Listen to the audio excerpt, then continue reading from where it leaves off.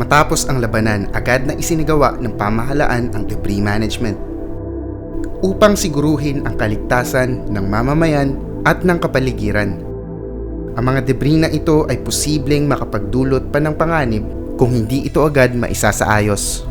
Naka-focus natin ay yung napakarabing unexploded ordnance dito sa most affected area, which was ground zero before. Kailangan nating kunin at pasabugin. So it took a while kasi this is 250 hectares, ano? So sector by sector yung pag-clear natin ng bomba, plus may mga buildings pa dyan. So yung mga ilalim ng buildings, medyo nahirapan tayo. Before we could even really start yung rehabilitation. Puspusan ang clearing operations na isinasagawa ng Task Force Bangon Marawi, katuwang ang mga kasundaluhan at LGU sa war-affected areas simula noong Oktubre 2018 hanggang Pebrero 2020. Before we can start rehabilitating building infrastructures, including private properties, we have to clear first the area from the possible the unexploded ordnance, because this is very dangerous. It can create some problem kapag ito ay hindi ito malinis, no? Hindi ma-cleared from these areas of concern. So that the initial stage of this rehabilitation is, of course, the debris clearing. So in fact, this undertaking has been completed way back February 2020. Kahit paminsay hirap ang mga tauhan sa pamahalaan sa pag-recover ng mga unexploded ordnance na nakatanim sa lupang may lalim na halos 10 metro. Ang isang hamon sa clearing operation team, maraming UXOs ang naibaon ng malalim at mahirap i-excavate. Ang paghuhukay sa mga nakatanim na bomba ay sadyang napakahirap. Kinakailangang isagawa ito ng dahan-dahan dahil mapanganib ito para sa buhay ng mga tropa ng pamahalaan na nagsasagawa ng paghuhukay. Lubharing nakakaapekto sa clearing operation ang panahon sa lugar dahil madalas dito ang pag-uulan. Actually, ang weather dito is unpredictable. Mainit sa umaga, kuminsan sa hapon biglang bubuhos ng ulan. Yan, isa pa kasi nakaka-affect din is weather conditions. Sabi nga natin, hindi naman tayo makapagtrabaho o makapag-proceed sa recovery ng unexploded bombs. During that time, kasama din natin, of course, yung Joint Task Group Builder, meron tayong EOD at tulong-tulong doon. So after that, doon lang tayo talaga nakapagsimula ng really building, construction, infrastructures. Ginagawa natin is we dispatch our personnel and we have also team from AFP-OD to secure the area and to assess the area. After assessing the area, na-secure na natin yung bombs, ni-recover natin yan, nilalagay natin sa isang storage for proper disposition. Then pagka madami na kaming nakuhang bomba or GP bomb, we detonate it. Paano natin sila detonate? Naghuhukay kami sa isang portion dito na nakikita natin safety.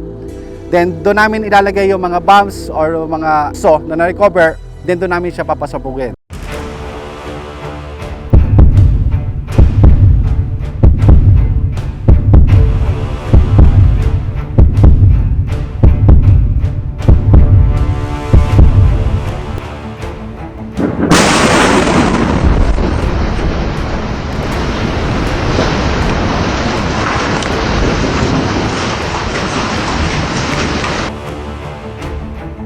Puspusan nila na nakikipag-coordinate with the Armed Forces of the Philippines and also with the LGU so that wala tayong maiwanan. Kasi yan ang pinaka-importante, because we have to understand that when you undertake some detonation of unexploded ordnance, there is a possibility that the blasting might also affect the structure, no? But of course, we have to make them understand that this is very important, so that when we go back to the ground zero and start rebuilding our houses, walang matitirang pangamba o danger sa ating mga constituents.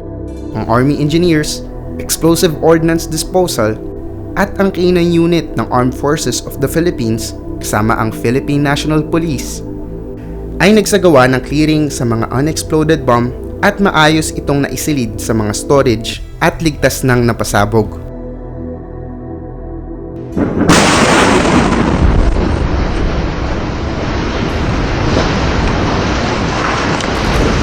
Ayon sa Philippine Air Force, mayroong 70 bomba ang hindi sumabog noon sa kanilang aerial bombings laban sa militanteng Maute ISIS noong kasagsagan ng laban sa lungsod.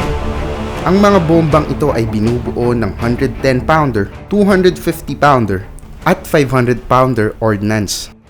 Ang most affected areas sa Marawi City, malinis na ngayon sa mga improvised explosive devices at unexploded ordnances. Sa ngayon, maayos na. Nawala yung sabi nila na bomba, parang nawala na yung sa ng aula. Pabalik kami doon, makakapaghanap buhay kami doon, maayos lahat.